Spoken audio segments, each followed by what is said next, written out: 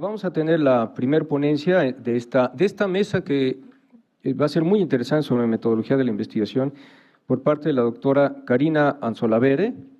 Ella es doctora en investigación en ciencias sociales con especialización en ciencia política, magíster en sociología económica por la Universidad Nacional de General San Martín, Instituto de Altos Estudios Sociales, licenciada en Sociología por la Universidad de Buenos Aires, de la Facultad de Ciencias Sociales. Vamos a tener un tiempo de exposición de aproximadamente unos 12 minutos y dejamos las preguntas hasta el final.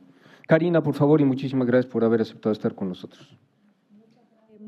Muchísimas gracias, Enrique, por la invitación. Es un gran gusto para mí estar aquí y compartir con ustedes de alguna manera consideraciones sobre metodología y aproximaciones al derecho desde las ciencias sociales. La primera consideración que quiero hacer es que, bueno, como vieron en mi currículum, yo vengo de las ciencias sociales, pero llevo más de 15 años trabajando fenómenos jurídicos e investigando fenómenos jurídicos desde la perspectiva de las ciencias sociales, lo que me ha llevado a tener un diálogo permanente con colegas abogados y colegas que hacen teoría del derecho. Como principal objetivo de esta presentación, que es muy corta, es identificar diferentes aproximaciones de investigación de las ciencias sociales a los fenómenos jurídicos. Y para poder comenzar con esto, a mí me gustaría compartir con ustedes de qué manera se analizan los fenómenos jurídicos desde las ciencias sociales. Porque desde las ciencias sociales nosotros estamos básicamente interesados en entender la manera en que el derecho se vincula con otras cosas o cómo los actores se vinculan con el derecho, y yo diría que hay tres áreas de interés en las ciencias sociales vinculadas con los fenómenos jurídicos, o entienden a los fenómenos jurídicos de tres maneras. Tiene mucho interés o hay mucho énfasis en la producción de materiales legales. Esto es cómo se producen las leyes, cómo se producen las constituciones, desde el punto de vista de los actores, ¿no? Cómo se producen las decisiones judiciales, un poco en el sentido de esto que nos estaba planteando Enrique, cómo uno puede entender por qué los jueces deciden como deciden, pero incorporando factores que tienen que ver con el comportamiento político, el comportamiento social, los valores compartidos, la estructura institucional. El otro gran tema es la relación entre actores y sistema jurídico, es cómo las personas se vinculan con el sistema jurídico, qué tipo de relaciones hay entre los diferentes tipos de actores con el sistema jurídico, individuos, actores colectivos, partidos políticos. No significa que la relación sea unidireccional o no significa exclusivamente que estemos asumiendo que las reglas determinan conductas. Por ejemplo, que las reglas jurídicas determinan conductas, pueden ser relaciones que vayan en sentidos muy diferentes. Cuanto más analizamos perspectivas complejas, nos damos cuenta que hay mucha menos capacidad de regulación central y mucha más regulación o coordinación horizontal o de otro tipo. Entonces, ahí hay toda una discusión muy importante y finalmente hay otro aspecto aspecto a partir del que las ciencias sociales se aproximan al fenómeno jurídico, y es la pregunta por el orden social. ¿Qué tan efectivo es el derecho? ¿Son las normas jurídicas o las prácticas jurídicas para generar determinado orden social? ¿Cuáles son sus alcances? ¿Cuáles son sus límites? Y demás. Dicho esto, para dar una pequeña introducción acerca de qué tipo de problemas nos preocupan a los cientistas sociales cuando analizamos los fenómenos jurídicos, y noten que yo estoy hablando de fenómenos jurídicos y no exclusivamente de normas jurídicas, estamos pensando en fenómenos jurídicos en sentido amplio. Yo creo que hay que hacer una distinción entre dos maneras en que las ciencias sociales conciben, o dos tipos de supuestos acerca del derecho en los estudios que realizamos las ciencias sociales sobre los fenómenos jurídicos. El primero es que hay perspectivas que consideran al derecho como un fenómeno externo a las personas, como reglas que regulan nuestra conducta, aunque sean socialmente construidas y demás, los estudiamos como algo que está fuera de nosotros y que regulan la conducta y que tiene entidad más allá de las personas. Cuando hablamos de las constituciones están ahí, suponemos que tienen algún valor regulatorio de algún tipo. Lo entendemos como restricciones y posibilidades, como un espacio que nos genera como un entorno que genera restricciones y posibilidades, y básicamente, y esta es la principal crítica que se le hace, se lo considera como un fenómeno objetivo. ¿Objetivo en qué sentido? Que se lo pueden estudiar como un objeto, como yo puedo estudiar a este vaso, ¿no?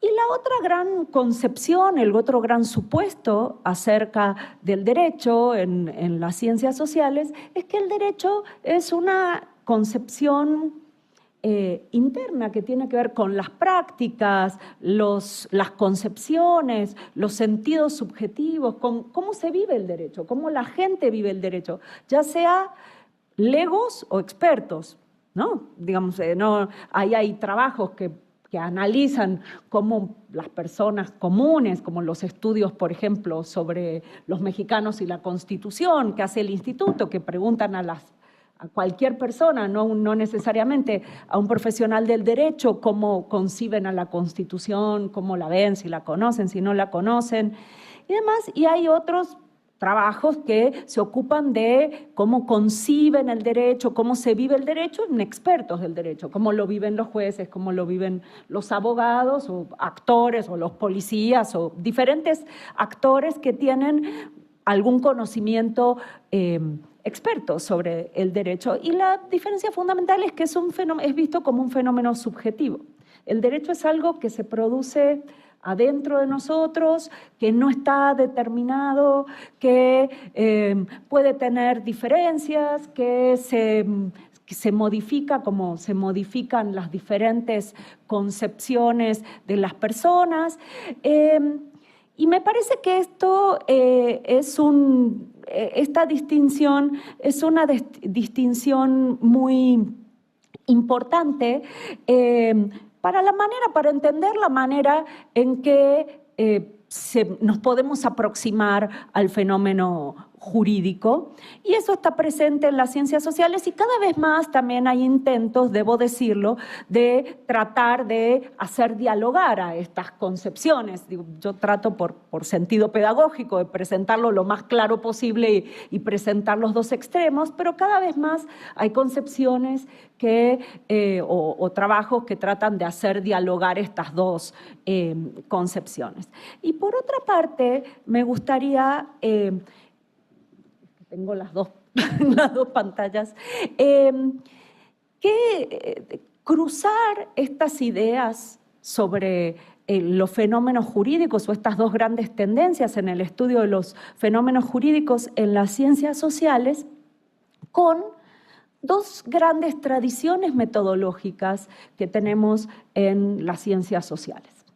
La primer gran tradición metodológica es la que nosotros llamamos la tradición de la explicación en las ciencias sociales, que es aquella que está muy preocupada por las relaciones causales, por establecer qué produce un efecto. Esto un poco muy inspirada en las leyes de la física, como nos decía Enrique, ¿no?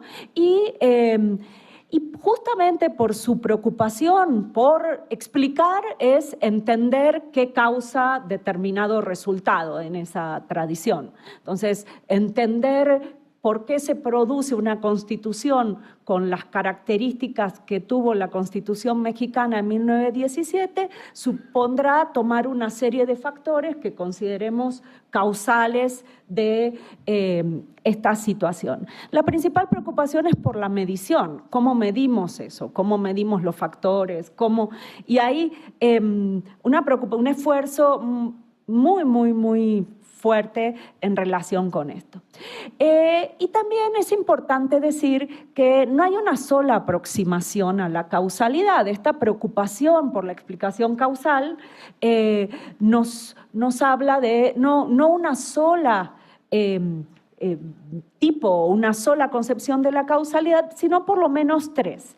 Una causalidad probabilística, que es la del típico trabajo estadístico, ¿no? Donde hacemos correlaciones, ¿no? Y donde uno ve con estadística inferencial que si están estos tres factores juntos, la probabilidad de que la Constitución tenga derechos sociales se incrementa un 20, un 30%.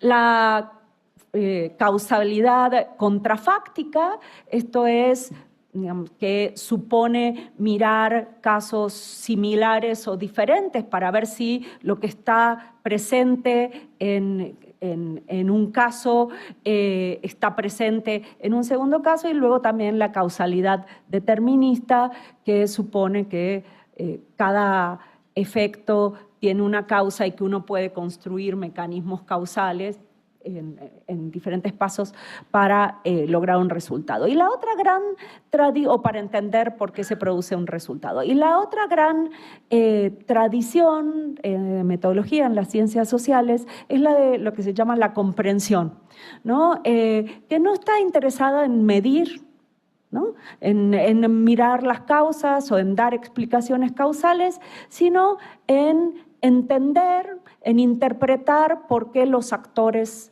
actúan como actúan, un poco ponerse en la perspectiva del actor, interpretar los fenómenos sociales desde la perspectiva de los actores. Como cada actor o cada grupo de actores son distintos, es muy difícil establecer una ley o una relación causal.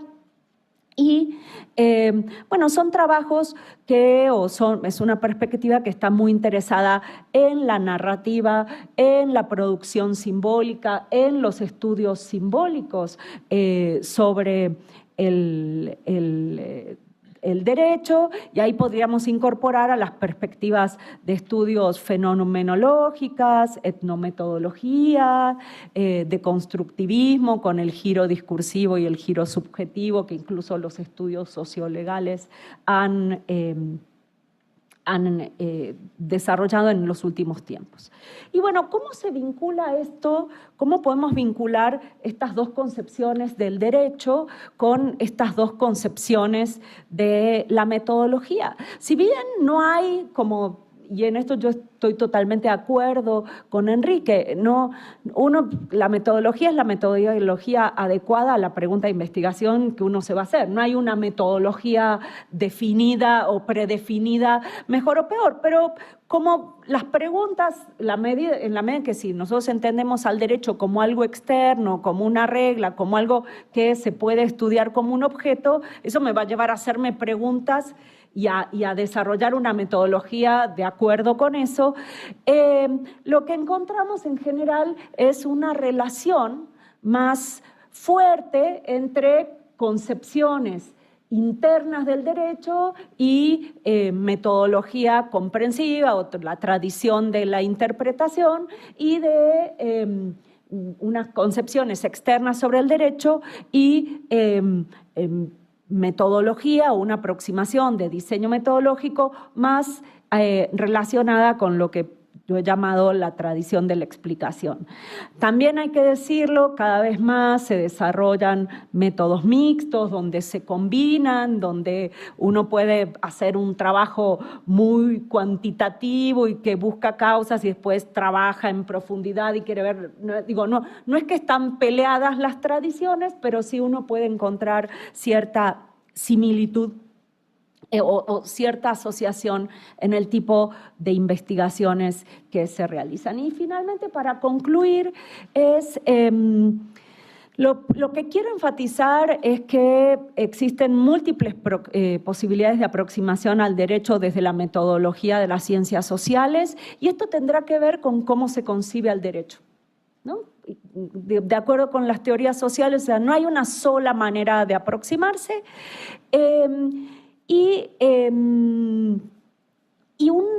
Pero sí un aspecto muy importante de la metodología en ciencias sociales, en el estudio de los fenómenos jurídicos, es el énfasis en las relaciones entre el derecho y algo más, ¿no? Hay algo que distingue, es cómo no es la autodeterminación del derecho en sí, sino cómo el derecho es producto de algo más o produce algo más o modifica maneras de concebir el mundo y bueno, me parece que ahí está una de las riquezas de este diálogo interdisciplinario que no sustituye el trabajo doctrinario o teórico del derecho, pero sí lo enriquece. Muchas gracias.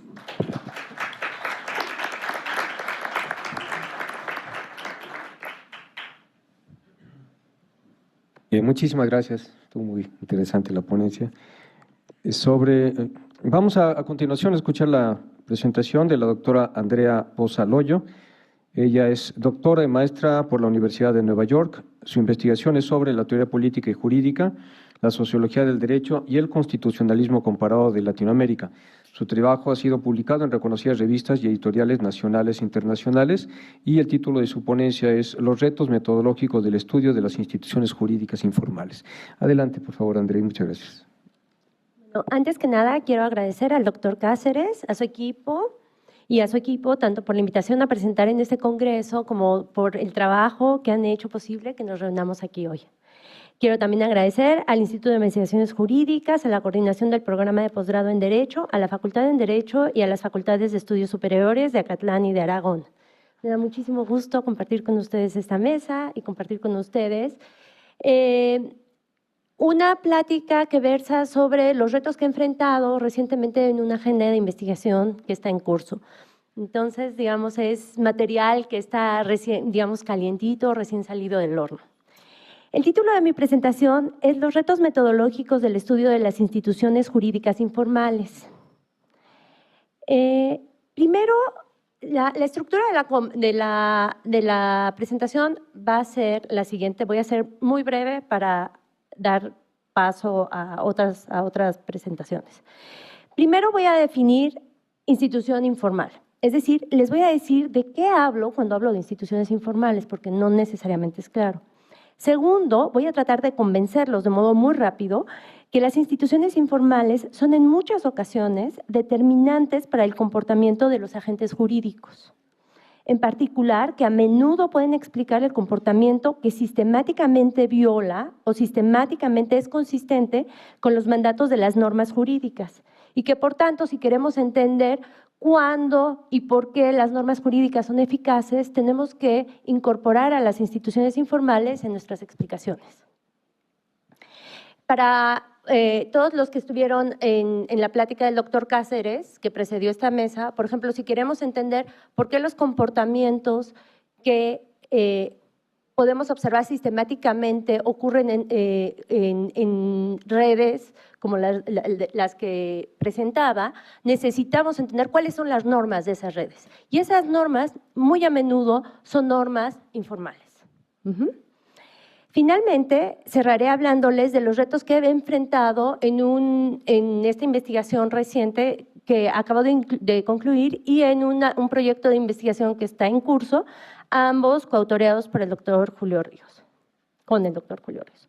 Entonces, primero voy a comenzar definiendo los términos que usaré en esta presentación para evitar confusiones. Entonces, siguiendo a Helmke y a Levitsky, les voy a decir que entiendo por instituciones informales las reglas y los procedimientos creados, comunicados y sancionados por medio de canales que no son aceptados como oficiales. Estos procedimientos son procedimientos escritos, es decir, las instituciones formales son aquello que nosotros en general llamamos normas jurídicas, que tienden a estar escritas y son creadas, sancionadas por autoridades y por medio de canales oficiales. Ahora, ¿qué quiere decir instituciones informales? Bueno, las instituciones informales son su contraparte conceptual. Son así reglas socialmente compartidas, usualmente no escritas, que son creadas, comunicadas y sancionadas fuera de esos canales oficiales. No es poco usual que en la investigación jurídica encontremos normas sociales como sinónimos de instituciones informales. En esta presentación voy a hablar indistintamente de normas sociales, normas informales e instituciones informales. Pero independientemente del término que utilicemos, lo más importante es tener claridad respecto a de qué estamos hablando. Recientemente, las instituciones informales y sus relaciones con las instituciones formales han capturado la atención de la investigación jurídica. En las últimas 2 décadas se ha subrayado la importancia de las normas sociales para explicar la eficacia, la creación y el desarrollo de las normas jurídicas. Por ejemplo, se ha mostrado que si no se toma en cuenta el papel de las normas sociales, las posibilidades de transformar el comportamiento por medio de reformas a las instituciones formales puede sobreestimarse.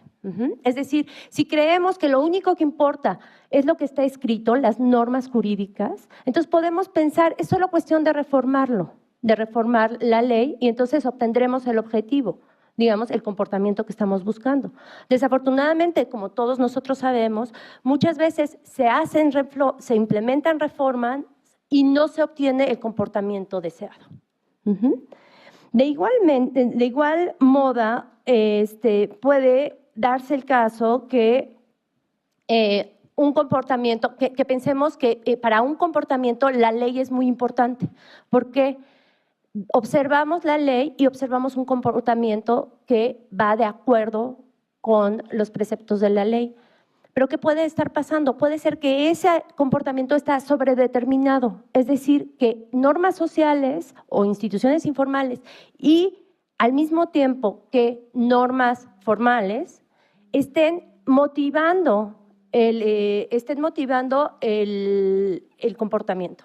Entonces, aquí, para realmente ver en qué medida las normas formales están siendo las que determinan el comportamiento, en qué medida realmente nuestro comportamiento se genera por las normas jurídicas, tenemos que entender y evaluar cuál es el papel de las normas informales. Esto, digamos, ha tenido un desarrollo muy, muy amplio en América Latina. Claramente, ustedes, estoy segura, conocen, por ejemplo, el trabajo del doctor Carpizo sobre los poderes metaconstitucionales del Ejecutivo en México. Ese es claramente un ejemplo en donde nos muestra que para comprender el sistema jurídico y el sistema político de México necesitamos ir más allá de la letra de la ley. En fin, la literatura es muy diversa, pero lo que sí queda claro es que difícilmente podemos entender la eficacia de los sistemas jurídicos si no incorporamos este tipo de instituciones. Entonces, y bueno, hay muchísima literatura que ha mostrado que esta perspectiva teórica es fértil en áreas muy diversas del derecho, desde el derecho penal hasta el familiar, pasando por el corporativo y el comercial, no solamente el constitucional, que es el más fuerte. Ahora bien,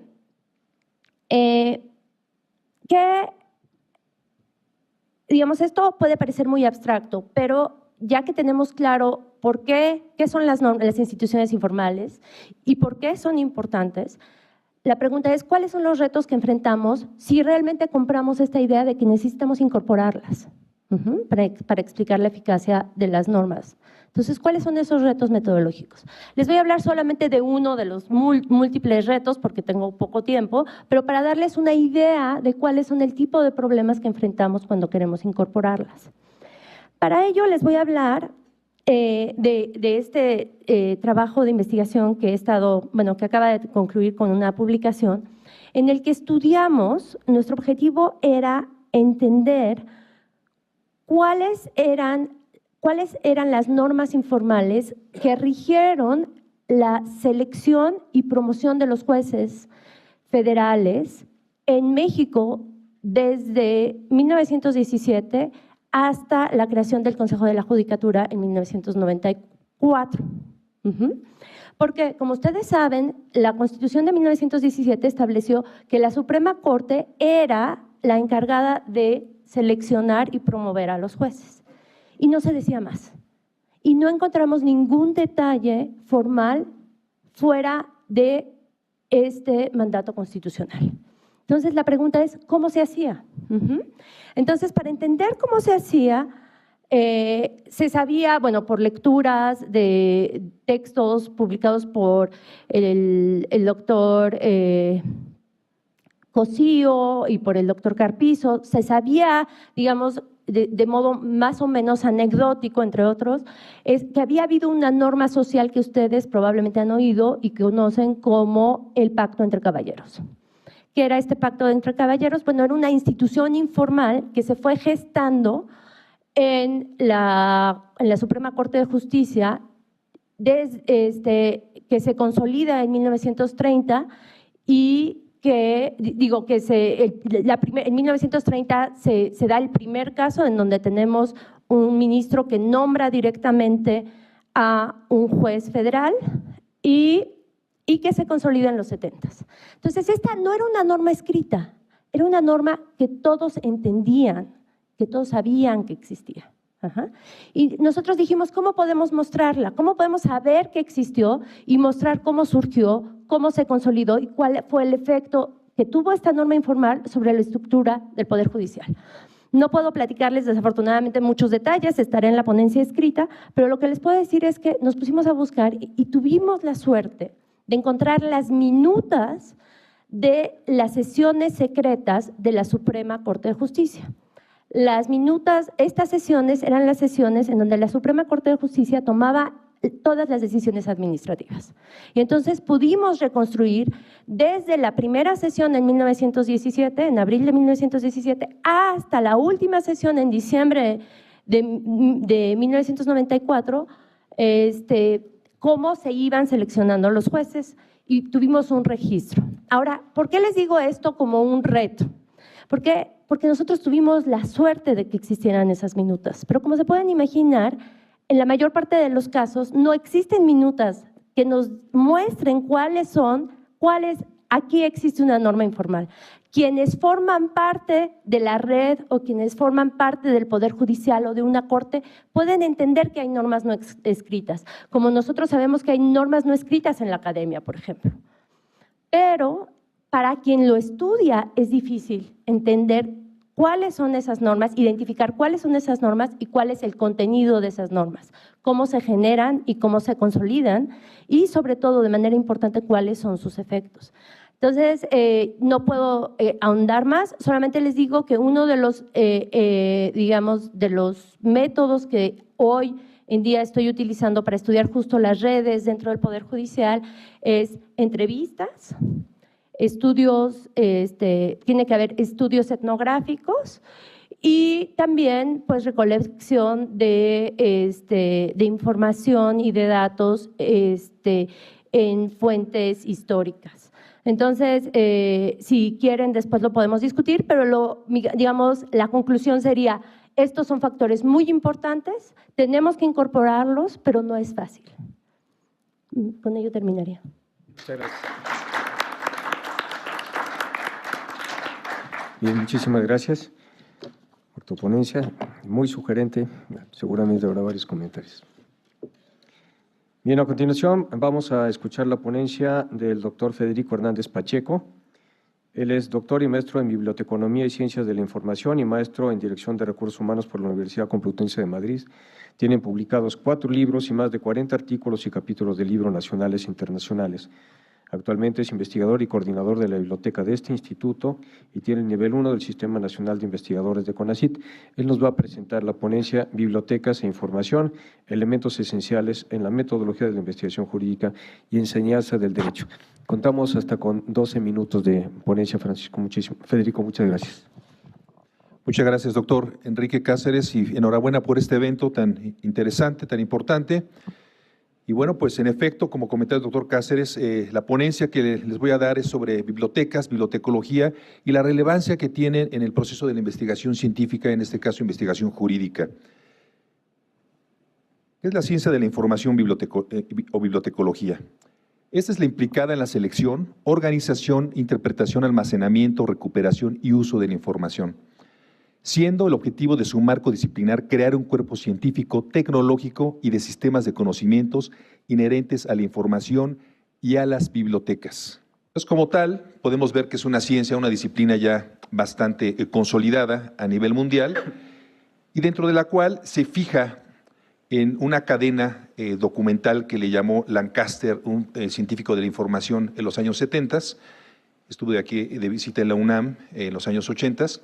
Y vean cómo se liga la investigación, que la investigación en efecto tiene como objetivos extender y ampliar conocimientos, profundizar y afinar conceptos, relacionar, explicar y sintetizar y sobre todo aplicar los conocimientos.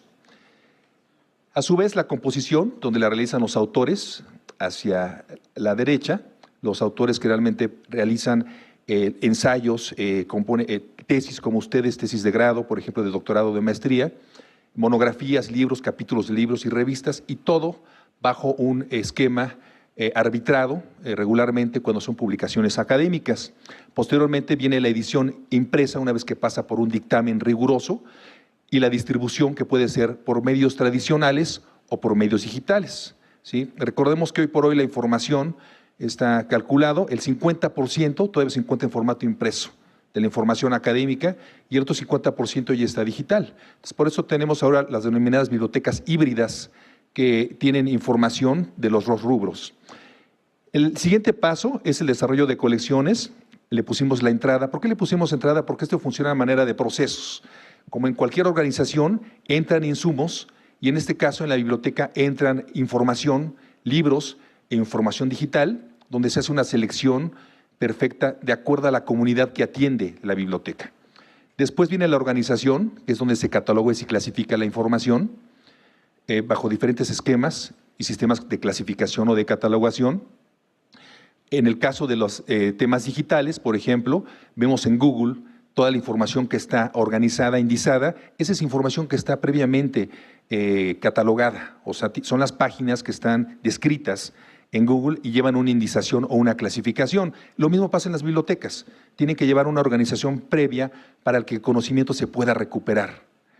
Después vienen los servicios y la difusión, que es la salida, que son plataformas digitales, pero también servicios tradicionales, donde vemos a personas prestando material monográfico o dando servicios de consulta y referencia, o realmente verdaderos eruditos que saben perfectamente dónde está ubicada la información en la biblioteca o en el ciberespacio.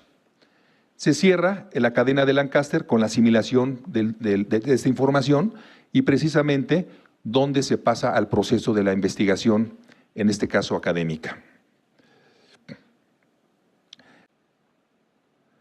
Pero ¿cómo se originan las investigaciones? Las investigaciones se originan fundamentalmente a través de las ideas. Las ideas constituyen el primer paso a lo que habrá de investigarse.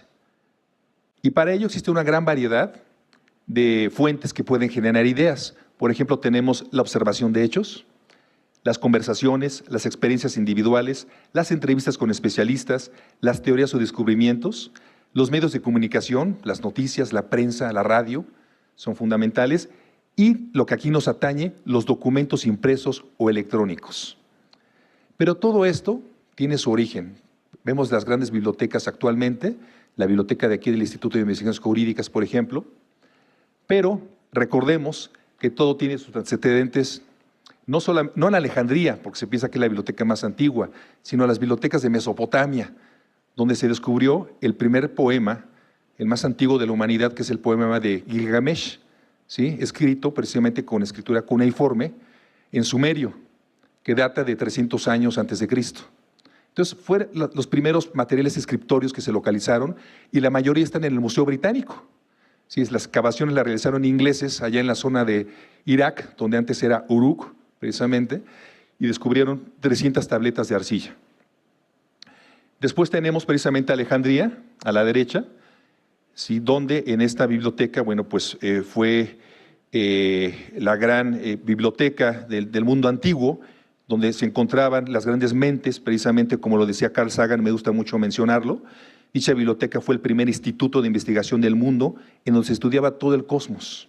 Es donde trabajaba Eratóstenes, quien había calculado con exactitud la curvatura de la Tierra con una gran precisión. Hiparco, quien hizo un mapa de las constelaciones y midió el brillo de las estrellas. Euclides, quien brillantemente sistematizó la geometría. O Dionisio, quien definió las partes del lenguaje, por ejemplo. También ahí estaba Hipatia, la primer científica o matemática, que la pueden ver en esta película que se llama Ágora, ¿sí? En esta película de Ágora, que es sobre la biblioteca de Alejandría, de Alejandro Amenábar. Se la recomiendo mucho. Y también un video que siempre recomiendo mucho para profundizar en este tema, si les interesa, el origen de las bibliotecas, es el video de Carl Sagan, de la serie de Cosmos, donde aparece el origen de las bibliotecas, en este caso de Alejandría, y lo describe de una manera magistral, Carl Sagan. Pero el gran invento que vino a difundir toda la propagación del conocimiento fue indudablemente la imprenta de Gutenberg, ¿sí? En el año de 1450 aproximadamente, esta imprenta, y con ello, bueno, pues también se empezó a difundir el conocimiento y las bibliotecas empezaron a tener una mayor importancia y relevancia. Por ejemplo, tenemos ya actualmente bibliotecas grandes, como es la biblioteca de Boston, que tenemos ahí, que está en la biblioteca pública, que está en Boston, una biblioteca impresionante, que está junto a esta imprenta. O ya bibliotecas modernas, esta biblioteca que está ahí, ese edificio que se ve un poco raro, es la biblioteca de la Universidad de San Diego, en California, que está catalogada como el edificio más horrendo, ¿verdad? Y por eso es visitado este edificio. Pero es una biblioteca como tal universitaria, y abajo bibliotecas ya mexicanas. Vean esta biblioteca a su izquierda, es la biblioteca de la Universidad Veracruzana, que le llaman USBIS, que parecen pirámides de cristal, están ubicadas en Veracruz, en varios campus que tiene esta universidad, o la famosa, que en un tiempo fue criticada, pero ya pasó aquella época, la Biblioteca Vasconcelos, que como tal recibe más de 14,000 usuarios, nada más sábados y domingos, ¿sí? Y realiza todo tipo de actividades culturales, pero también en materia de servicios bibliotecarios. Pero en todo ello también hay una parte científica. Para que todo esto se dé, y además la relación con la ciencia, en la parte de bibliotecología, hay grandes institutos de investigación que se dedican a elaborar tesaurus, a diseñar procesos de recuperación de información, a vincular precisamente todo el proceso de la investigación académica con sistemas de información avanzados, lenguajes, metadatos, y es por ejemplo, el CSIC. El CSIC es el Consejo Superior de Investigaciones Científicas, que tiene el CINDOC, el Centro de Información y Documentación Científica en España. Y aquí en México tenemos el Instituto de Investigaciones Bibliotecológicas y de la Información de la UNAM, aquí en la Torre de Dos Humanidades, y tenemos el posgrado en bibliotecología a nivel doctorado y maestría. Y como tal, tenemos un gran panorama bibliotecario en México. Tenemos 7,427 bibliotecas públicas en todo el país. Este es el mapa de bibliotecas públicas. Y más de 14,000 de todo tipo. Hablando de bibliotecas públicas, la Biblioteca Nacional, que está aquí en Ciudad Universitaria, las bibliotecas universitarias, universidades públicas y privadas, bibliotecas especializadas, como la del Instituto de Investigaciones Jurídicas, especializadas en investigación jurídica, o las de Secretarías de Estado, por ejemplo, y las bibliotecas escolares, fundamentalmente en primarias, secundarias y preparatorias. ¿Pero qué es una biblioteca jurídica? Es aquella que brinda asistencia a jueces, legisladores, abogados y estudiantes del derecho y áreas afines. Ofrece servicios y colecciones para especialistas del derecho y aquellos servidores y organizaciones públicas o privadas. Proporciona información jurídica para generar conocimiento o bien para tomar decisiones oportunas y precisas. Esta es una clasificación que elaboramos aquí en el instituto. sigue creciendo el número de bibliotecas que estamos localizando, llevamos más de 300, de bibliotecas jurídicas. Como tal, tenemos académicas de los 3 poderes de gobierno, también de órganos autónomos o bibliotecas privadas y de organismos internacionales como las que están en embajadas. Las privadas, por ejemplo, en consultorías, despachos de abogados, ¿sí? Servicios como tales, bueno, tenemos servicios de todo tipo en este tipo de bibliotecas, por ejemplo, aquí en la Biblioteca Carpizo, servicio de búsqueda especializada, acceso a bases de datos, búsqueda de información a través de la Biblioteca Digital UNAM, que contiene millones de recursos digitales. Y aquí está como tal, ¿qué son las bibliotecas digitales? Realmente una biblioteca digital no es Google, una biblioteca digital no es lo que aparece en Internet. En realidad es un conjunto de recursos electrónicos y capacidades técnicas asociadas para la creación, búsqueda y uso de la información. Son sistemas de almacenamiento y recuperación de datos, texto, sonido, imagen estática, dinámica, existentes en redes distribuidas. Entonces, como tal, es un conjunto de recursos organizados, previamente seleccionados, ¿sí?, clasificados y de información realmente de calidad. Ese es el valor que tiene una biblioteca, que ofrece información de calidad. Y como tal, es un ejemplo de las bases de datos que tiene la UNAM, por ejemplo, lo que es Science Direct, donde tiene información científica, de la empresa EBSCO, que está acá abajo, por ejemplo, como Gale, que también publica información científica, Gale Group, o revistas electrónicas que tenemos ya en formato digital a través de bancos de datos de información. Como tal, la UNAM, después del pago de nóminas a su personal, en lo que más gasta es en recursos de información digital o impresa, ¿sí? Simplemente el acceso a una base de datos puede costar más de 300,000 pesos anuales, en el caso del LexisNexis, eso es lo que paga la universidad, 300,000 pesos anuales. Hemerotecas digitales, como la que tenemos aquí en el instituto, con acceso ahora a más de 500 revistas en texto completo, desde los años 60, hemos hecho una selección.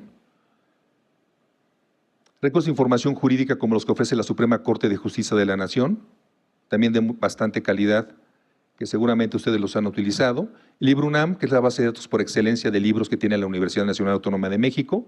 O Tesis UNAM, la base de datos de tesis a nivel licenciatura, maestría y doctorado que tiene la UNAM, en texto completo, precisamente. Todo esto precisamente está ligado a lo que es el proceso de investigación científica. Todas las fases que involucra un proyecto de investigación científica, como son la definición del problema, las preguntas de investigación, la justificación, ¿sí? Por supuesto, lo que es la búsqueda de bibliografía de la literatura, el estado del arte, como también se le llama, o las citas de la bibliografía internacionales, los métodos, todo esto lleva fuentes de información. Por supuesto, las referencias bibliográficas bajo diferentes estilos, normas ISO, normas APA, Vancouver, Chicago, etcétera, o los gestores que actualmente se utilizan de información bibliográfica, como lo que es el Zotero y el Mendeley, que es para gestionar la información, las citas referenciales, o bien las paráfrasis o las citas textuales que tomamos de algún documento. Entonces, como tal, la bibliotecología y el derecho es un binomio interesante porque incrementa el desarrollo de habilidades informativas, ¿sí?, para buscar información de calidad de manera autónoma en la red o de manera impresa. Incrementa el conocimiento y el interés por recintos y espacios o acervos que pues, no conocemos. Tenemos una gran variedad de bibliotecas en el país. Mejora la aplicación del método científico al tener mayor conocimiento de la literatura existente. Aplicación correcta de los estilos y citación del aparato crítico y el impacto y visibilidad de las publicaciones, subiendo, ¿verdad?, correctamente los registros y las citas o lo que uno produce a estos bancos de datos de información para dar visibilidad como Google Académico, por ejemplo.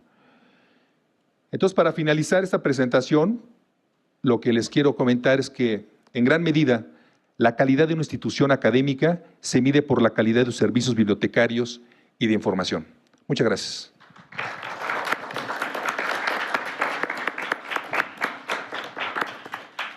Muchas gracias. Sin insumos no hay ciencia. Bien, ahora vamos a escuchar la ponencia del doctor Alberto Abad Suárez Ávila. Él es coordinador del área de Sociología del Derecho de este instituto. profesor de Sociología Jurídica en la Maestría en Derecho de la Facultad de Derecho de la UNAM y Affiliate Scholar of the Center of the Study of the United States and Mexican Law at the University of Houston Center. Él nos va a hablar acerca de las preguntas relevantes en los estudios de Derecho y Sociedad. Alberto, adelante, por favor.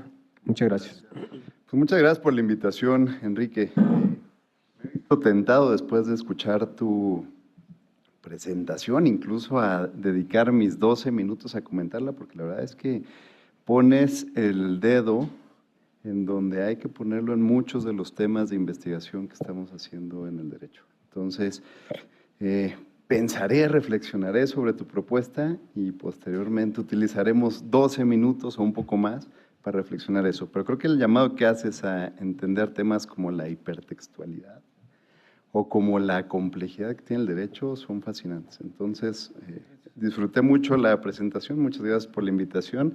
Espero que podamos seguir discutiendo estos temas. Yo voy a presentar en principio sobre derecho y sociedad, sobre los temas de derecho y sociedad, pero cuando revisaba los temas de derecho y sociedad que me interesan, me quedé atrapado con uno. Y me quedé atrapado con uno que tiene que ver con este congreso, y es con la educación jurídica. Y les voy a decir por qué. Me quedo atrapado con este porque lo primero que pienso cada vez que hay que hablar sobre el derecho es que el derecho está en crisis. O sea, lo primero que se me viene a la mente es el derecho está en crisis, el derecho no está viviendo un buen momento. El derecho tiene tiempo, tiene ya algunas décadas en las que se encuentra en una crisis muy seria. Y lo vemos en muchas cosas, lo vemos en que tenemos cientos de reformas constitucionales, que la Constitución ya no es para nada esa Grundnorm que algún día se intentó tener, lo vemos en el hecho de que hoy aparece un sistema anticorrupción que pretende cierta autonomía epistemológica, que nadie sabe dónde viene esa autonomía, como en su momento apareció un sistema electoral o en su momento aparecieron otros sistemas.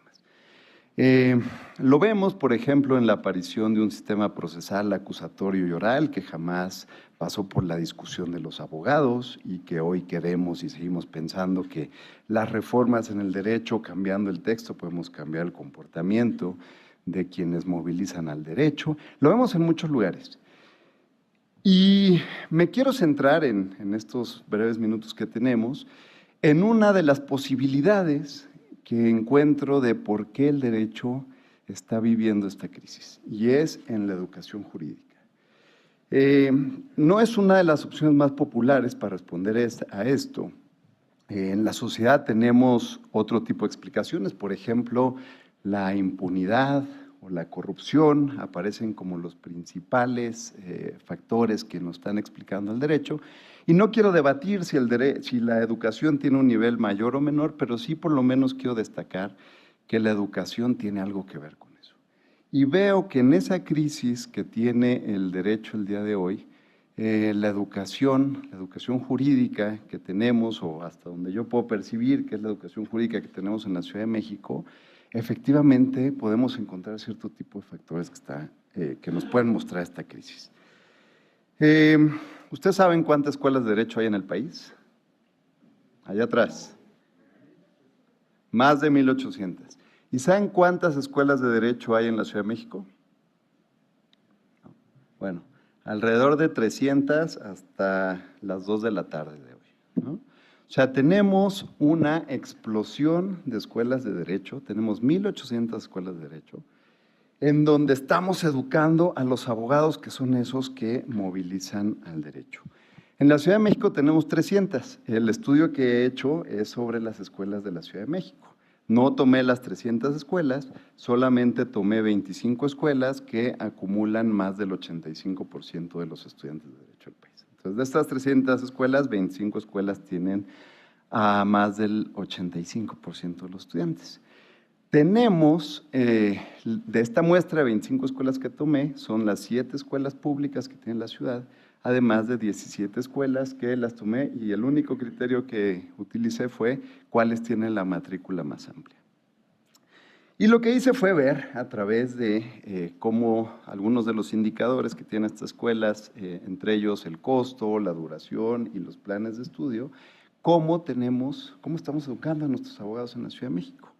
Y encontré datos súper interesantes que me parece que por lo menos hablan del desorden que puede ser la educación en nuestra ciudad. Miren, por ejemplo, en duración, hay escuelas que van desde los 3 años hasta escuelas que van a los 5 años, ¿no? O sea, tenemos que la carrera de abogado se puede estudiar en 36 o hasta en 60 meses. Tenemos, por ejemplo, en esta distribución que no importa si tú eres una escuela pública o eres una escuela privada. Por ejemplo, la Escuela de Derecho en la UAM es un estudio muy reducido, es de poco tiempo. El estudio de Derecho en las escuelas de la UNAM es el estudio que va más largo y va hasta los 5 años. Tenemos, por ejemplo, en la cantidad de cursos, que hay escuelas que superan los 80 cursos, que para tú terminar una licenciatura en Derecho necesitas hacer más de 80 cursos. Pero también hay escuelas que te piden apenas arriba de los 20 cursos. Entonces tenemos un desequilibrio total, ¿no?, entre unas carreras de 80 cursos y carreras de 20 cursos. Vamos a hablar de costos. ¿Cuánto cuesta a un estudiante hacer la carrera? En las escuelas públicas el costo es bastante bajo, va desde los 0 pesos, como la Universidad Autónoma de la Ciudad de México, hasta la escuela más cara, que es el CIDE, de 230,000 pesos, pero que el CIDE tiene la característica de que tiene básicamente un sistema de becas universales. Entonces, prácticamente cualquier estudiante que estudie ahí lo va a hacer con beca. Sin embargo, tenemos que entre las escuelas privadas hay, por ejemplo, la Barra Nacional de Abogados que te cuesta 50,000 pesos conseguir tu carrera, o el Tecnológico de Monterrey que se acerca al 1,000,000 de pesos. ¿Por qué existen estas distancias? Es difícil de entenderlo. Lo que sí podemos encontrar es que cierto tipo de escuelas, Luis Fernando Pérez les llama privadas 2, ¿no?, tienen una matrícula reducida que van, les digo, desde estos 50 hasta más o menos 200,000 pesos, pero después encontramos las escuelas que tienen nivel de privada 1, que superan los 400,000 y que les digo que van hasta el 1,000,000 de pesos. Este costo es muy desigual y es muy difícil de explicarlo. O sea, ¿por qué una escuela cuesta mucho más, una escuela cuesta mucho menos? No lo sabemos. Tenemos algunas ideas, pero habría que explicar esto. Puede ser desde cuestiones de pertenencia de clase, ¿no?, hasta cuestiones que efectivamente sí tengan que ver con la calidad o con otras cosas. Eso habrá que explicarlo en su momento.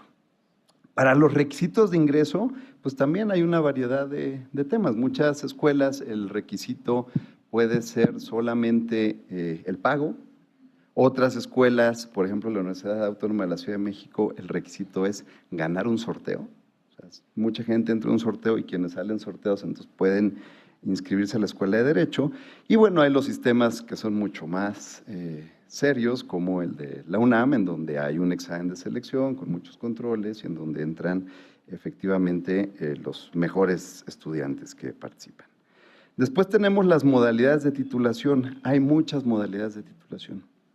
En nuestra misma facultad tenemos, por ejemplo, que de los 1,000 egresados que tuvo la licenciatura en Derecho en el año 2017, solamente 100, o sea, el 10%, se graduó por tesis. Si hubiéramos hecho esta pregunta hace 20 años, hubiera sido 100, pero el 100%. En nuestra universidad hoy es solamente el 10%. La gran mayoría se está graduando porque tomó un curso de educación superior o porque tomó un diplomado. No se están graduando porque hayan hecho algún tipo de investigación. Y vámonos a las materias. Las materias civiles son obligatorias en 24 planes de los 25 y es lo más alto. Le sigue la penal con 17 y la constitucional con 8. Por ejemplo, las materias fiscales solamente son obligatorias en 4 programas, las mercantiles en 5 y las familiares en 1. Entonces, imaginémonos qué tipo de educación le estamos dando a los abogados.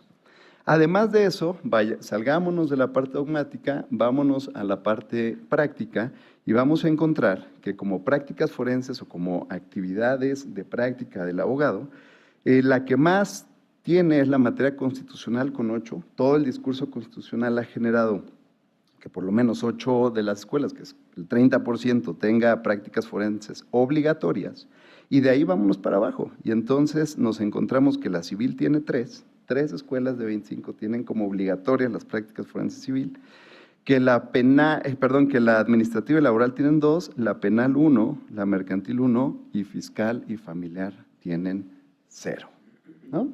Estos son algunos datos de los que pues estoy tomando para analizar cómo tenemos esta educación jurídica en nuestro país, pero me parecen de entrada verdaderamente preocupantes. Preocupantes porque la educación jurídica necesita un nivel de profundidad, un nivel de estudio y un nivel de práctica muy serio. Y lo que me parece que está pasando con esta deficiencia en la educación es que está desapareciendo esa práctica, esa seriedad que debe tener el mundo jurídico. Le está pasando un poco lo que le pasaba a la fantasía en el mundo que creó la historia sin fin, ¿no? O sea, parece que el derecho se está deshaciendo en esa falta de seriedad que tienen nuestros estudios jurídicos. Quiero acabar con una reflexión al respecto, y es una reflexión de autocrítica. Como les decía, veo un momento crítico, creo que el diagnóstico es muy serio y creo que en diagnósticos tan serios y tan críticos no podemos ser autocomplacientes. Y mi crítica va hacia lo que está haciendo nuestra universidad. Para todos es sabido que desde hace tiempo hay, por una disposición, no sé de qué origen, una separación entre las áreas que educan en el derecho en la universidad y las áreas que investigan. Y tradicionalmente esta separación me parece que había sido bastante grave porque nuestros estudiantes carecían de la posibilidad que tienen los estudiantes del resto del mundo de que sus profesores fueran también aquellos que están haciendo la investigación más seria. Y me parece que esa división hoy está generando un nuevo proceso que me parece igual de preocupante en la investigación, y con eso quisiera terminar. Me parece que en la investigación también nos estamos alejando. O sea, me parece que en la investigación nos estamos alejando de la práctica del derecho, y me parece que esta crisis que vemos en cómo las escuelas de derecho han carecido en las últimas décadas de esa gente que investiga y que tiene el conocimiento de investigar, ahora quizá nos está pasando lo contrario y quizá nosotros nos estamos quedando sin el conocimiento de la práctica, sin la cercanía con los estudiantes, sin la posibilidad de ese intercambio.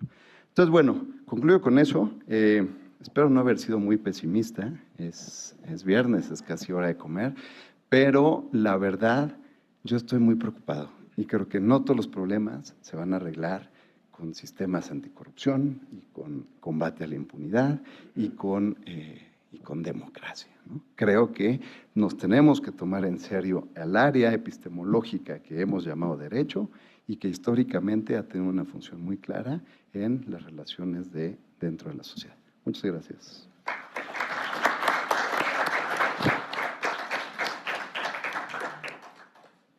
Iba a decir, muchas gracias, Alberto, por tu interesante, pero yo creo que más bien escalofriante ponencia.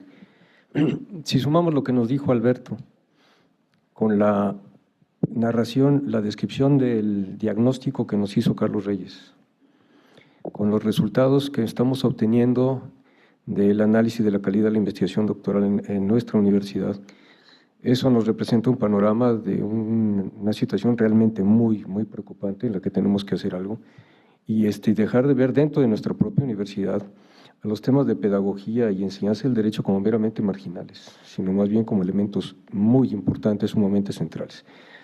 Bueno, nos queda ahora por escuchar la ponencia de Miguel Ángel García Olivo. Él es maestro en Derecho por la UNAM, actualmente se desempeña como técnico académico en el Instituto de Investigaciones Jurídicas, con el Diccionario Jurídico Mexicano. Durante varios años colaboró en el área de aplicada y opinión del mismo instituto, participando en distintos estudios, entre los que se encuentran la Encuesta Nacional sobre Discriminación en México, de la cultura de la Constitución, de los valores de la juventud, los mexicanos vistos por sí mismos. Nos va a hablar de aportaciones del pluralismo jurídico a través del uso de métodos aplicados a la investigación. Tengo entendido que también tiene estudios en historia, ¿no? Sí. Bueno, pues como es muy modesto, ustedes verán, no dijo que es licenciado en historia. Entonces, con ustedes, Miguel. Muchas gracias, Miguel. Unos 12 minutos de ponencia, por favor.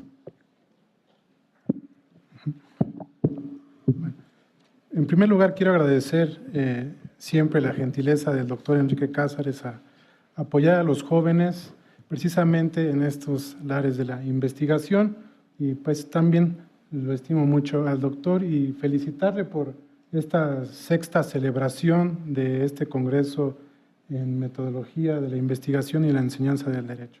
Y también agradecer a todos ustedes su asistencia y su interés por estar presentes durante todo el Congreso. Bueno, yo preparé un documento para esta charla, para presentarlo el día de hoy, que lo titulo Aportaciones al pluralismo jurídico a través del uso de métodos aplicados a la investigación. En la actualidad es difícil afirmar que las ciencias sociales y la ciencia jurídica tienen respuestas atinadas y concretas a las problemáticas de justicia que viven las sociedades de América Latina y en especial en la sociedad mexicana. Las explicaciones pueden ser diversas y al mismo tiempo limitadas. Sin embargo, desde el enfoque metodológico de su construcción, logran dar una comprensión teórica, compleja e interdisciplinaria que dan cuenta de que las sociedades viven bajo una diversidad cultural, que también dicha diversidad cultural se ve reflejada precisamente en el derecho. Las explicaciones culturales adquieren dimensiones de complejidad por sucesos como las confrontaciones étnicas que ocurren en el ámbito global. En Latinoamérica se presentan las confrontaciones étnicas y se concentran en las luchas por el reconocimiento de la diversidad de comunidades indígenas, afroamericanos, campesinos, pobladores urbanos y población en marginalidad. Para explicar estos fenómenos y otros que se desprenden del movimiento de personas y culturas en pleno auge de la globalización, la propuesta del pluralismo jurídico es acorde para abordar ciertas explicaciones desde la ciencia jurídica. Las especialidades de la ciencia jurídica que han avanzado en el estudio del pluralismo jurídico son la sociología y la antropología jurídica, soportadas en la teoría del derecho que reconoce y critica el positivismo jurídico tradicional al cuestionar el presupuesto de que en el Estado moderno liberal se convierte en el único productor de derecho y de regulación jurídica ante sus ciudadanos, posibilitando la aparición de otras teorías que colaboran en el entendimiento de la pluralidad. La concepción reciente del pluralismo jurídico es para distintas realidades sociales y jurídicas con la pretensión de explicar las múltiples regulaciones o prácticas jurídicas que ocurren en el mismo contexto social. Esta concepción del pluralismo jurídico está relacionada y complementada por los avances tanto en los estudios como en la aplicabilidad del principio de diversidad cultural, donde se plasma claramente que las distintas culturas, al poseer sus particulares cosmovisiones, incluyen siempre también el aspecto jurídico. Por eso la pretensión de homogeneización jurídica y cultural en la realidad social ha sido paulatinamente derrumbada, precisamente abonando un poco a este tema de la crisis del derecho. Al revisar el derecho y las teorías que lo componen, podemos dar cuenta de que la concepción del pluralismo jurídico realiza una ruptura con las distintas tendencias que hacen parte de la teoría del positivismo jurídico. Durante gran parte del siglo XIX y siglo XX se desarrollaron teorías positivistas del derecho, cuya teoría más acabada encontró su expresión en la teoría pura del derecho. Estas distintas tendencias del positivismo jurídico conciben al derecho estatal y al derecho entre los estados como el postulado central de las prácticas jurídicas que regulan las relaciones y los conflictos sociales que aparecen en la cotidianidad. Por otra parte, la postura pluralista también se encuentra distante de las posiciones teóricas que se han configurado desde el justnaturalismo, que se limitan en la versión de los derechos inalienables e imprescriptibles. El derecho natural es influyente en el neoconstitucionalismo moderno, pero sus efectos son negativos para la teoría del derecho y la teoría constitucional. Esta afirmación se explica porque, por un lado, el justnaturalismo sigue estando presente en el texto, la interpretación y aplicación constitucional, mientras que, por el otro, su teoría epistemológica no logra suministrar una base convincente para la teoría y la práctica constitucional. Es así como las doctrinas constitucionales del núcleo esencial de los derechos fundamentales, naturaleza de la cosa o de los derechos inalienables, si bien ocupan un lugar importante en el derecho actual, revisten inevitablemente una resonancia metafísica que no se concilia con los desarrollos de la teoría jurídica moderna.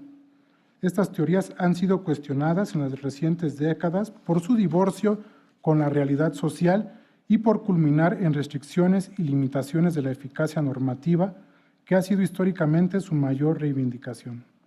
Ante estas dos posturas jurídicas, el justnaturalismo y el positivismo, el pluralismo jurídico presenta una mayor cercanía con las teorías del derecho como el realismo jurídico, que priorizan la realidad social ante lo normativo, las reglas o los derechos, y configuran lo judicial más allá de la percepción del juez, que se configura exclusivamente del Estado o los Estados. Visto así, otra alternativa para el estudio del derecho es el realismo jurídico, que ve al derecho desde el punto de vista de su contenido normativo como en lo referente a los métodos de su aplicación. El realismo jurídico empuja hacia una reforma del derecho partiendo de métodos y pasos que toman en cuenta la adaptación entre el derecho y las demandas de justicia, fundados en la adaptación a los nuevos tiempos y seguridad jurídica de los individuos. El derecho visto desde el realismo jurídico es concebido como un flujo de un derecho móvil y de la creación del derecho, además de observarlo como un medio para obtener ciertos fines sociales y no como un fin en sí mismo. Incluso el realismo jurídico considera a la sociedad como un flujo típicamente más rápido que el derecho. El realismo jurídico se soporta en la crítica y en una perspectiva antiformalista y defiende una forma pragmática y sociológica de entender el derecho. En México, las discusiones teóricas sobre el papel del derecho en relación con las situaciones sociales son muy enriquecedoras y se han trasladado a otras disciplinas como la antropología y la sociología jurídica. Es así que recientemente, tanto en América Latina como en México, el estudio de comunidades bajo un enfoque jurídico ha venido ocupando un espacio cada vez mayor. Tanto la teoría del derecho y la teoría sociológica del derecho han venido reaccionando frente a este fenómeno, por el que se resalta que las relaciones sociales no se conducen conforme a un solo sistema jurídico, sino que se arreglan y componen a una multitud de sistemas normativos y culturas jurídicas. Lo interesante es percibir cómo paulatinamente en la investigación jurídica y en la enseñanza del derecho se muestra cada vez más una mayor apertura al estudio del derecho desde el enfoque pluralista y la inclusión de categorías sociales antes excluidas por diversos motivos. Esta oportunidad de concebir el derecho bajo un enfoque pluralista permite obtener reflexiones epistemológicas sobre el derecho como ciencia jurídica y su relación con la realidad social por medio de puentes como lo interdisciplinario que surge de especialidades como la teoría del derecho, la filosofía del derecho, la sociología y la antropología jurídica, que permiten el diálogo entre lo epistemológico y lo ontológico con el ideal de que el derecho sea más acorde a las exigencias de los tiempos contemporáneos.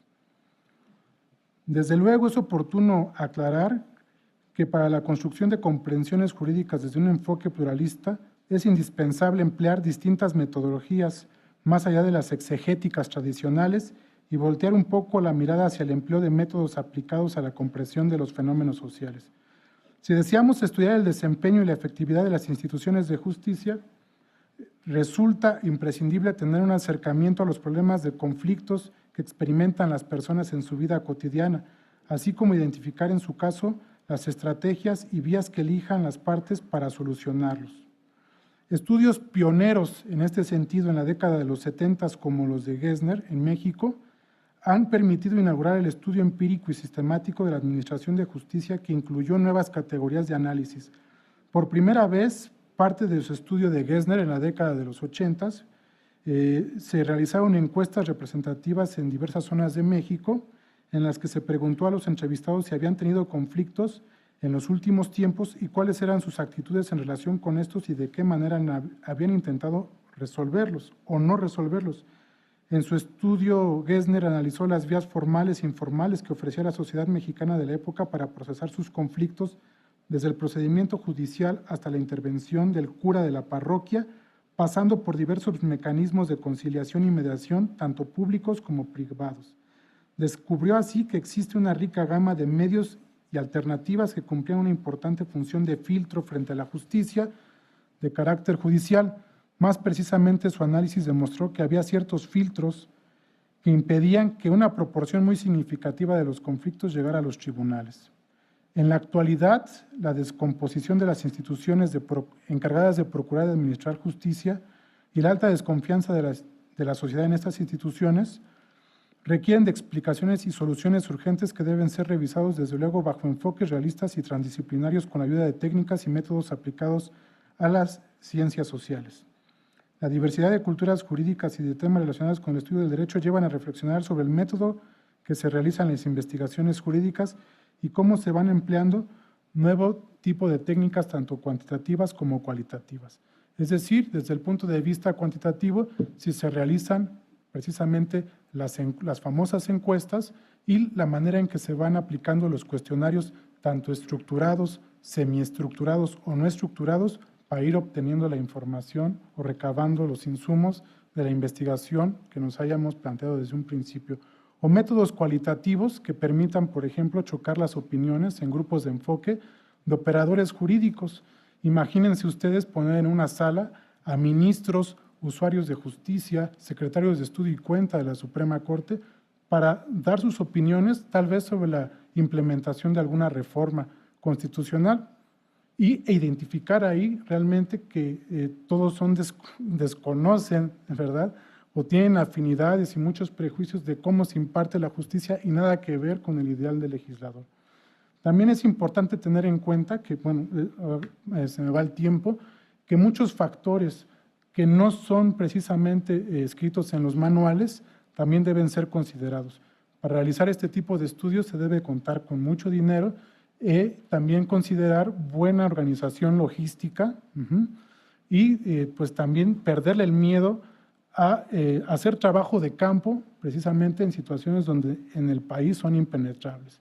Se ha escuchado de algunos incluso encuestadores que han sido secuestrados y que eso de alguna forma incluso llega a modificar el objeto de investigación y han obtenido los resultados deseados.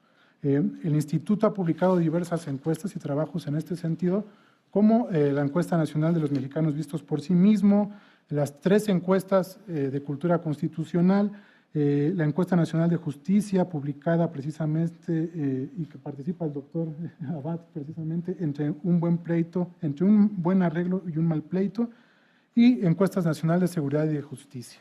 Y algunos trabajos publicados por el doctor Héctor Fix Fierro enfocados a el análisis de técnicas cuantitativas y cualitativas aplicadas al estudio del derecho. Por mi parte, es todo.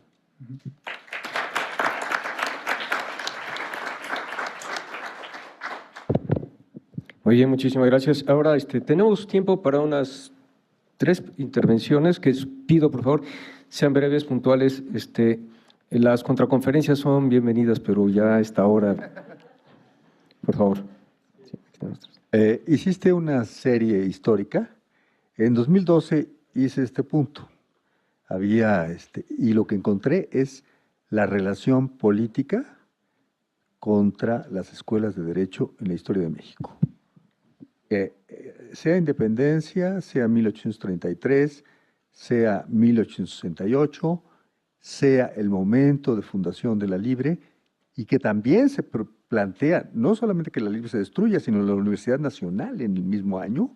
1915 no hay más que 2 recibidos, se acaba, y luego la lucha del Estado por acabar la carrera de Derecho.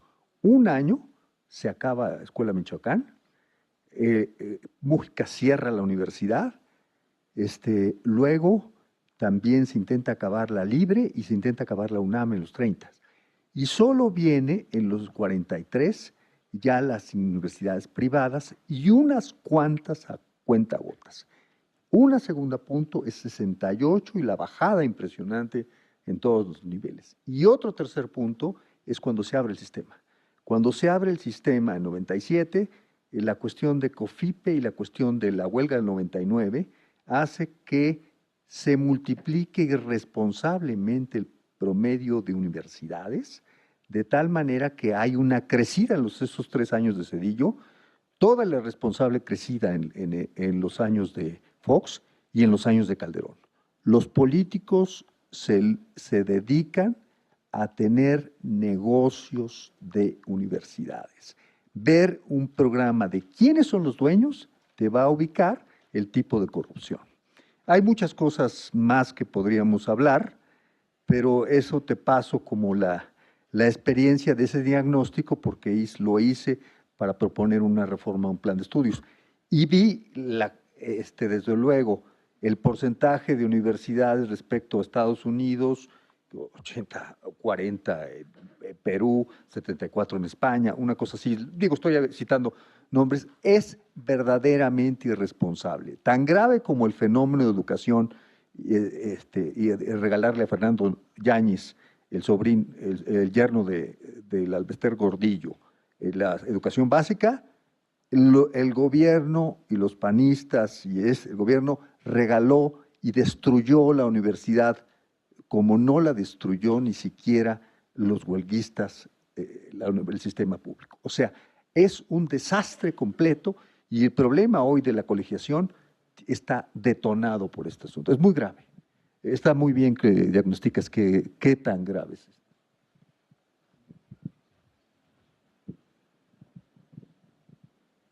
Si quieren, entonces, tomamos las 3 preguntas y después igualmente para el doctor Suárez Ávila, abundando en lo que dice nuestro colega, hay otra variable sobre esto del crecimiento de las universidades, que ahora se llaman patito, y sobre todo de las escuelas de derecho.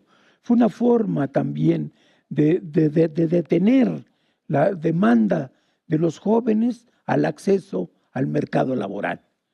Había que crear instrumentos para que los muchachos se retrasaran más en reclamar un puesto laboral en el mercado. Entonces, ¿qué mejor hacer que estas universidades? Pero principalmente de derecho. ¿Por qué? Porque de derecho nada más ponen una biblioteca de 500 libros en una casa donde las 3 recámaras son 3 salones y con eso es suficiente para poder poner una universidad y sobre todo lo sucedió con Cedillo, pero principalmente con el presidente Fox y su entonces secretario de Educación Pública de infausta memoria para nosotros al respecto. Yo recuerdo en alguna ocasión buscando en internet algunas cosas, me brincó, hay un dato donde decía doctorado y maestría en Derecho al mismo tiempo en 2 años. Entonces, esa es la cuestión. Mi comentario eso era para Andrea Pozas. Doctora, sí es cierto que siempre hay cuestiones metaconstitucionales, pero yo creo que siempre las va a haber. Y así como el doctor Carpizo hablaba de los poderes supraconstitucionales que tenía el presidencialismo en México, yo no creo que del todo eso sea negativo, sino que hay cuestiones que necesariamente tienen que ser así. Claro, hay unas que no. Fue el caso que hicieron la corrección de la famosa partida secreta, donde efectivamente esos millones de pesos que tenía el presidente de la República, por su mismo secretismo, no había razón de que alguien le reclamara en que lo había usado.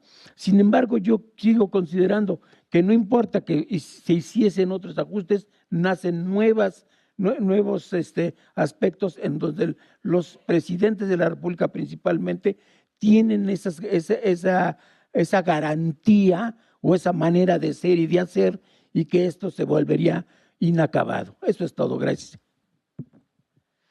Gracias, Steiner. Brevemente, por favor, y al final Héctor, y ya con eso cerramos las preguntas. Sí, primera cuestión, pues felicitar a la mesa realmente. Voy a dejarles nada más la pregunta, tal vez a lo mejor no se pueda profundizar, casi tendría una para cada quien, pero voy a empezar con Federico y, por cierto, hacer el comercial de sus talleres y de sus cursos para que uno pueda entrar en esa conectividad. La verdad los recomiendo mucho, yo ya los tomé, entonces muchas felicidades. Nada más la pregunta directa, Federico, si pudieras abonar dentro de tu experiencia la escalabilidad de la amigabilidad, porque a mí me consta que una de las personas que ha reformado la funcionalidad de la biblioteca jurídica del instituto, pues eres tú, precisamente haciendo ver cómo se puede mejorar o evaluar la amigabilidad de las bases, porque de repente encuentra uno que hay como los sueldos, de repente tú quieres entrar y saber el sueldo de un funcionario con la transparencia y te piden hasta tu acta de nacimiento y de defunción para poder llegar. Entonces, la amigabilidad es un elemento muy importante. Entonces, si nos puedes al respecto, ¿verdad? Porque luego el discurso es una cosa y justo la realidad es. A Karina también felicitarte y acabo de revisar tu último libro que acabas de publicar. Preguntarte un poquito sobre esta cuestión de deconstruir y innovar en el léxico, ¿no? Las palabras y las cosas. Veo que tal vez intencionalmente quisiste evadir esto de lo cual y lo cuanti cuando haces tu planteamiento, y entonces un poquito abonar sobre los neologismos y ir desechando para romper con ese sustrato de significado de estas polaridades, de estas dicotomías que traemos como perpetradas, ¿no? A Miguel Ángel, muchas gracias. Nada más una pequeña, breve mención a esta postura mucho más amplia de Químblica, porque hemos llegado a ubicar pluralismo jurídico con lo indígena, con estos grupos en situación, y creo que efectivamente es muchísimo más.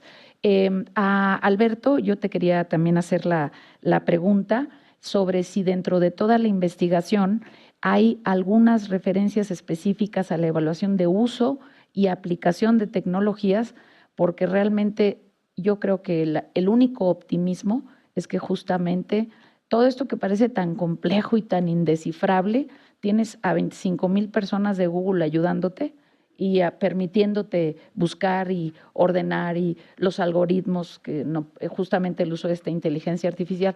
Si tienes alguna indagación sobre qué hay sobre las materias, por ejemplo, de informática jurídica, que se le llama así, aunque en realidad no es eso, es digital, educación digital, ¿no? Para los abogados, porque eso nos va a permitir puentear y salir de esta ostra cerrada. Y para Andrea, algún par de fuentes, si nos puedes ayudar, un par de fuentes de las clásicas y de las contemporáneas, porque pues el análisis político es ya añejo, y una sugerencia para nuestro querido Enrique.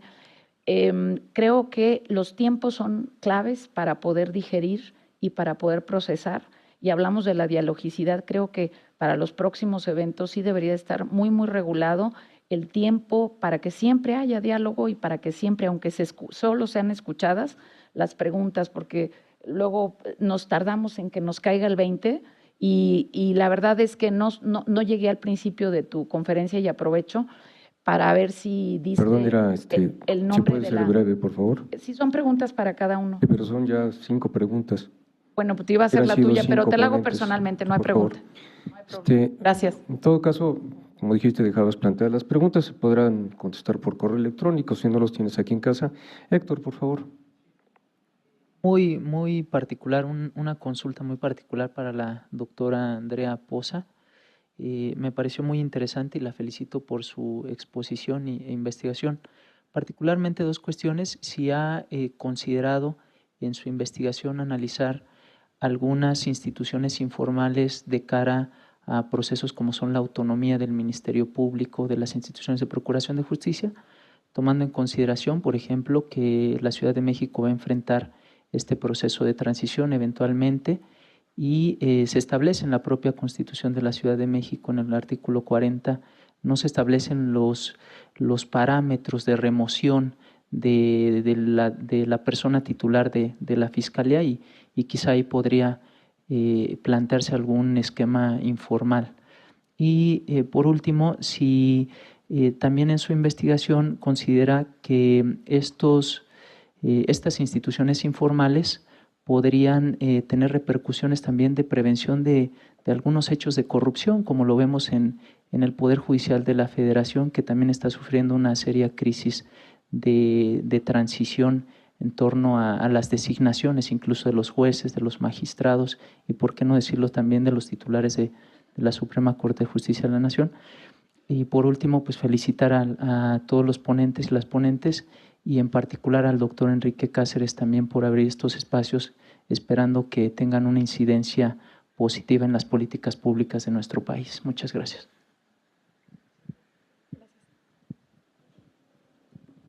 Bueno, muchísimas gracias por las preguntas, son todas muy sugerentes. Primero, tiene usted toda la razón. Son dos puntos que son importantes y que creo que quiero muy puntualmente enfatizar. Punto número uno es lo que he llamado aquí normas informales, que digamos, que tienen como uno de sus múltiples ejemplos las facultades metaconstitucionales, son inherentes a el derecho y la política. Es decir, el derecho es necesariamente incompleto. No hay posibilidad de que el derecho norme cada uno de los comportamientos. Y por tanto, en todos los sistemas jurídicos hay instituciones informales, es decir, normas no escritas. Y digamos, la idea de que solo pertenece a ciertos sistemas es totalmente equivocada. Y el punto número dos tiene usted toda la razón, no tienen por qué ser negativas. Esto es una mala comprensión de lo que son las instituciones informales. Las instituciones informales juegan muchas veces un papel muy importante. Muy importante, ¿por qué? Porque pueden reforzar a las instituciones formales. Es decir, muchas veces vemos cuando estudiamos contextos que son particularmente difíciles, uno dice, ¿cómo es posible que en una condición tan difícil políticamente estos jueces, por ejemplo, hayan tenido la valentía, la fuerza para enfrentarse a un poder político, por ejemplo? Ahí muchas veces nos podemos dar cuenta que las condiciones son adversas, pero las normas informales pueden estar sustentando. O cosas tan triviales como en algunos lugares que la gente no se cruza la calle y no vienen coches y no se cruzan la calle. ¿Por qué? Porque están incorporadas las normas y eso promueve el comportamiento, digamos, consistente con las normas jurídicas. Entonces, definitivamente no necesariamente son negativas, de hecho pueden ser muy importantes justo para dar cuenta de por qué la corrupción es a veces tan difícil de luchar, ¿no? Es tan difícil de parar, de frenar, porque muchas veces las reformas, digamos, jurídicas no son suficientes. ¿Por qué? Porque hay muchas normas que son normas no escritas que forman parte digamos, que dan cuenta de estos comportamientos. No tengo dentro de mi investigación en este momento una agenda sobre las instituciones de procuración de justicia, en particular, digamos, de la Fiscalía, pero me parece extraordinariamente interesante y creo que valdría mucho la pena ver, porque sí sabemos que cuando hay huecos jurídicos importantes, tienden a, digamos, tienden a surgir las instituciones informales. Y las redes, y claramente la corrupción puede entenderse como redes, y las redes tienden a tener instituciones informales, normas que unen, y entonces uno sabe cómo, por ejemplo, sobornar, a quién ir, qué se espera. ¿Y cómo sabemos que son normas informales? Porque hay expectativas y hay conocimiento por todos los que están involucrados sabido, ¿no? Entonces, sí, ciertamente es muy importante. Finalmente, bibliografía muchísima. Yo lo que puedo hacer es, si al final de la conferencia viene y me da su correo electrónico, con muchísimo gusto le puedo enviar varias, porque me gustaría sobre todo escuchar más sobre digamos, cuál de todas las bibliografías que han tratado estos temas le interesaría recibir más. Gracias.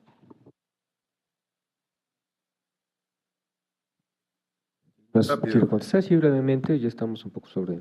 Sí. Francisco, siempre platicamos muy padre de abogados y ahora nos toca hablar de escuelas y veo que tu conocimiento también de escuelas es tan amplio.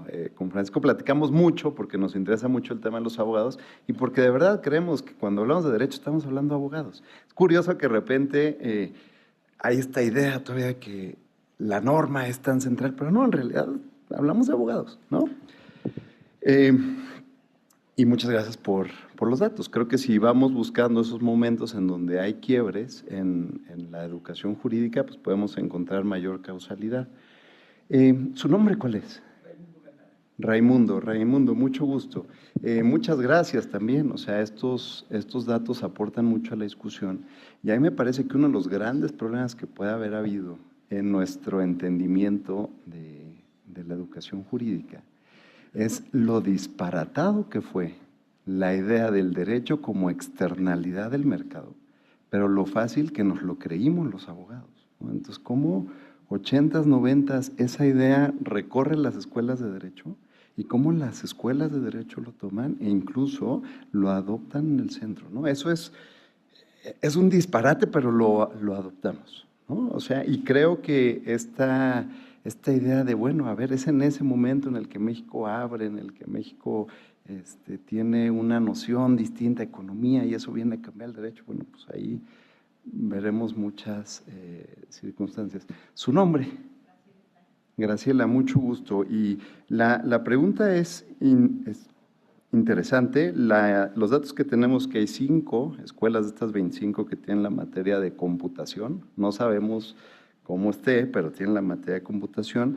Y en la Facultad de Derecho, de aquí, la materia se da como informática jurídica. Fue del programa central durante muchos años, pero no, en el nuevo plan es optativa. Lo curioso, y regresando a esta cuestión de un derecho neoliberal de los últimos años, lo curioso es que todavía es uno de los grandes motivos de reforma a los planes. Entonces tú encuentras que el último plan de la facultad, pues básicamente hablaban de inglés y de derecho, de inglés y de informática, como si eso de verdad fuera lo que necesita aprender un abogado y no, sinceramente, lo que tienes que aprender en la escuela primaria, ¿no? Después aprovechará las herramientas y podemos tomar un curso de cómo utilizarlas. Pero la escuela de derecho, eso lo debes traer ya listo, ¿no? Claro, esto nos lleva a una crítica más grande de la educación.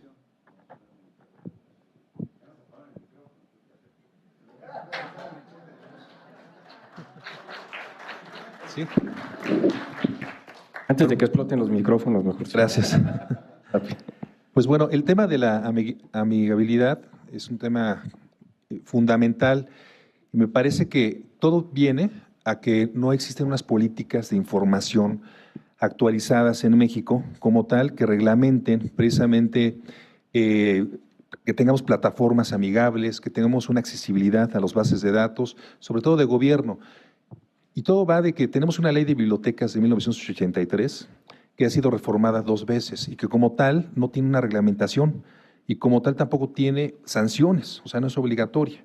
Entonces, estamos en esta parte de crear y proponer una iniciativa de ley entre jurídicas y entre bibliotecológicas por parte de la UNAM para que se lleve a tener todos estos elementos, incluidos la parte de las bases de datos. Además, les quiero comentar, por ejemplo, en Colombia, la Biblioteca Nacional casi ocupa el nivel de un ministerio, de una Secretaría de Estado, ¿sí? Pero también regula todas las políticas de información a nivel nacional en el país, incluyendo las bases de datos.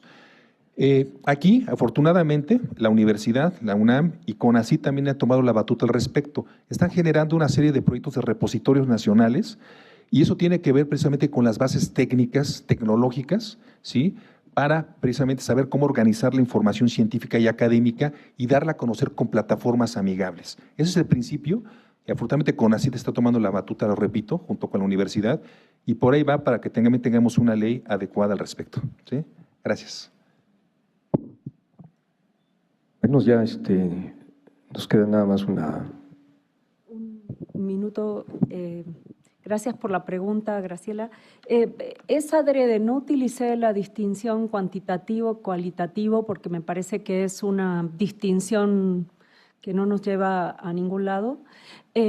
Por eso utilicé, digamos, me refería a 2 tradiciones de investigación que de alguna manera se preguntan o tienen o consideran que las ciencias sociales pueden establecer explicaciones causales o lo que deben hacer es interpretar el mundo desde una perspectiva más subjetiva. Y eso es adrede porque tiene que ver con las preguntas.